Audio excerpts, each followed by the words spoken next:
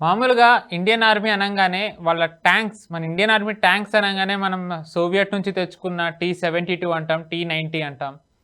లేదు అంటే గనక మనమే తయారు చేసుకున్న అర్జున్ ట్యాంక్, ఇప్పుడు రాబోతున్న జొరావర్ ట్యాంక్ అంటాం. కానీ వీటితో పాటు ఇండియన్ ఆర్మీ ఇంకో ట్యాంక్ మీద కూడా దృష్టి పెట్టింది.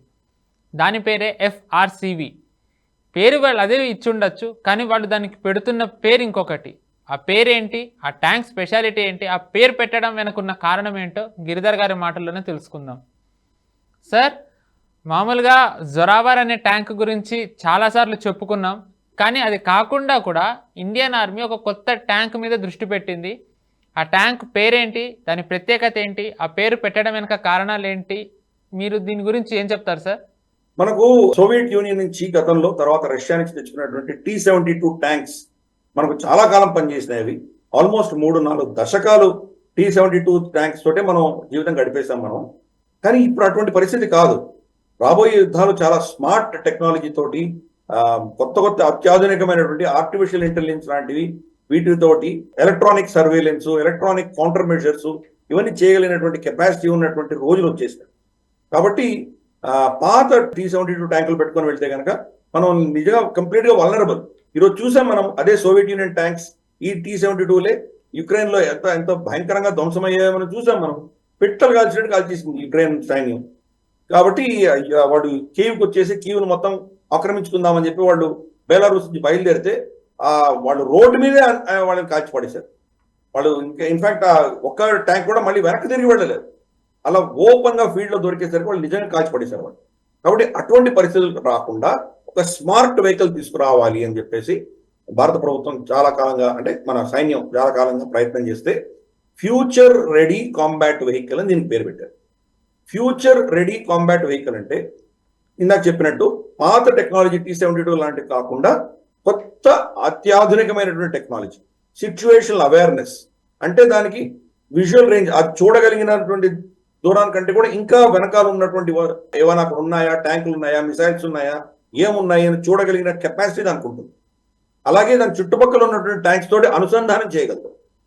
వీటన్నిటితోటి సిచ్యువేషనల్ అవేర్నెస్, మనకు శాటిలైట్ ఇమేజరీ కావచ్చు, రెడార్స్ కావచ్చు, మనకు ఓవరాల్ ఇందాక మనం అనుకున్నటువంటి పెద్ద పెద్ద ఎక్కడెక్కడ డిప్లాయ్ అయినాయో వాటి నుంచి కావచ్చు, నేత్రా నుంచి కావచ్చు, ఈ ఇన్పుట్స్ అన్ని కూడా అబ్జర్వ్ చేసుకుని సిచ్యువేషనల్ అవేర్నెస్, ఎక్కడున్నామో, మనకు థ్రెట్ ఎలా ఉంది, ఏంటి పరిస్థితి, ఈ మొత్తం అవగాహన పెట్టుకోగలిగినటువంటి కెపాసిటీ దీంట్లో పెట్టారు. లేటెస్ట్ ఆర్టిఫిషియల్ ఇంటెలిజెన్స్ టెక్నాలజీస్ అని కూడా పెట్టారు. సినారియోస్ వర్కౌట్ చేయొచ్చు.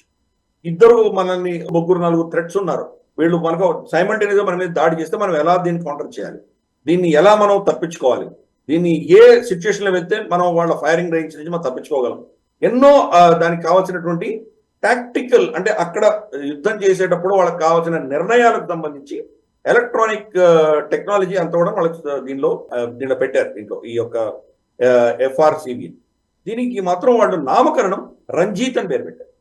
ఇందాక మనం అనుకున్నాం కదా, జొరావర్ గురించి నువ్వే ప్రస్తావించావు. జొరావర్ సింగ్ అన్న ఆయన జమ్మూ కాశ్మీర్ కి సంబంధించినటువంటి సైన్యాధ్యక్షుడు. ఆయన పుణ్యమా అంటూనే ఈ రోజు లదాఖ్, గిల్గిట్ బాల్టిస్తాన్ ఇవన్నీ కూడా ఈరోజు భారత భూభాగంలో ఉన్నాయి.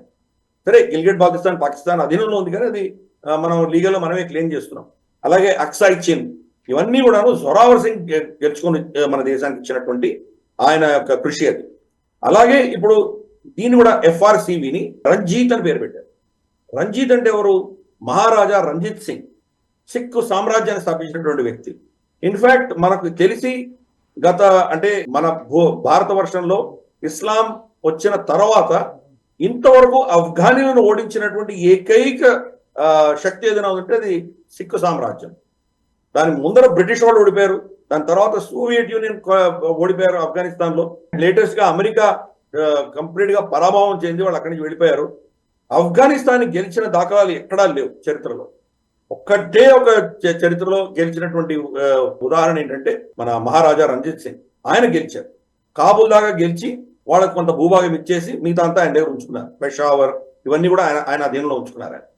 కాబట్టి అటువంటి మహానుభావుడు, సిక్ సామ్రాజ్యం ముచ్చమటలు పట్టించినటువంటి వీళ్ళందరికీ ఒక అద్భుతమైనటువంటి సామ్రాజ్యాన్ని స్థాపించినటువంటి రాణా రంజిత్ సింగ్ పేరు దీన్ని పెట్టారు. ఈరోజు కశ్మీర్ మన అధీనంలో ఉందంటే రంజిత్ సింగ్ గారి చలవ వల్లనే ఉన్నది. అక్కడ ఆఫ్ఘన్లు రాజ్యం వెళ్తుండేవారు. ఆఫ్ఘన్లు అక్కడి నుంచి తరిమేసి అక్కడ హిందూ శాసనం తీసుకొచ్చి అక్కడ గులాబ్ సింగ్ ని అక్కడ అపాయింట్ చేసి కశ్మీర్ ని మళ్ళీ ఈ యొక్క ఇస్లామిక్ పాలన నుంచి ఆఫ్ఘన్ పాలన నుంచి తీసేసినటువంటి మహానుభావుడు ఆయన రాణా రంజిత్ సింగ్. ఆయన పేరు పెట్టుకుంటున్నాం. అంటే ప్రతి అంశంలో కూడా మన పూర్వీకులు మనకు భారతదేశానికి మన సంస్కృతిని కాపాడినటువంటి మహానుభావుల పేర్లు పెట్టుకోవడము, దానివల్ల వాళ్ళు చిరస్మరణీయులు అవుతారు. ఇప్పుడున్నటువంటి తరం కూడా వాళ్ళ గురించి తెలుసుకునేటువంటి ప్రయత్నం చేస్తారు. అందుకని ఆ దృష్ట్యా ఈ పేరు పెట్టడం జరిగింది. దీంట్లో ఉన్నటువంటి ఈ అడ్వాన్స్డ్ ఫీచర్స్ అన్ని కూడా వాటిని ఇన్ఫాక్ట్ దీంట్లో వాటిని వాడు ప్రొటెక్ట్ చేసుకోవడానికి కూడా కౌంటర్ మెజర్స్ చేయడానికి కూడా వాళ్ళ దగ్గర చాలా ఉన్నాయి. కౌంటర్ మెజర్స్ చాలా ఉన్నాయి. ఫర్ ఇన్స్టెన్స్ ఒక విధమైనటువంటి డైవర్షన్ ఫైర్ కొట్టచ్చు వీళ్ళు. ఫర్ ఇన్స్టెన్స్ వాళ్ళు మిసైల్ ఏమవుతుందంటే లాక్ ఇన్ అంటారు. వాళ్ళు దీని యొక్క హీట్ సిగ్నేచర్ చూసి వాళ్ళు ఫైర్ చేశారంటే నేను వెళుతున్నా కానీ దీన్ని హంట్ చేసి కొడుతుంది. దాన్ని డైవర్ట్ చేయడానికి వీళ్ళు కొన్ని కౌంటర్ మెజర్స్ చేస్తే కనుక ఆ రెడార్ సిగ్నేచర్ అది మిక్స్ అయిపోయిందంటే కనుక ఎటు వెళ్తుందో తెలియకుండా మిస్ఫైర్ అయిపోతుంది. అది ఒకటి. ఇటువంటివి చాలా ఉన్నాయి కౌంటర్ మెజర్స్. దాంట్లో ఉన్నటువంటి రెడార్ హోనింగ్ కెపాసిటీ ఏదైతే ఉందో దాన్ని వీళ్ళు కట్ చేయొచ్చు, లేదా దాన్ని ఏమంటారంటే దాన్ని కౌంటర్ మెజర్ చేస్తూ దానికి వీళ్ళు ఇక్కడి నుంచి మిసైల్ ఫైర్ చేసి దాన్ని కౌంటర్ చేయొచ్చు. చాలా 5-6 అంశాలలో దాన్ని కౌంటర్ చేయగలిగే కెపాసిటీ ఉంటుంది.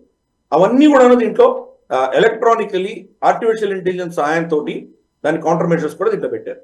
కాబట్టి ఇటువంటి అద్భుతమైనటువంటి ఫ్యూచర్ రెడీ వెహికల్ ఏదైతే ఉందో దానికి రంజిత్ అని పేరు పెట్టడం ఇది ఒక సంకేతము, శత్రువులు కూడా సంకేతము. అద్భుతమైనటువంటి భవ్యమైనటువంటి మన ఏదైతే ఘన చరిత్ర ఉన్నదో దానిని గౌరవిస్తూ మేము ఈ పేరు పెట్టాము. కాబట్టి మిమ్మల్ని ఓడించినటువంటి శక్తి రంజిత్ సింగ్, అటువంటి వ్యక్తి పేరు పెట్టుకున్నాం. కాబట్టి ఖబర్దార్ అని చెప్పి మనకు వార్నింగ్ కూడా ఇస్తున్నాం వాళ్ళు.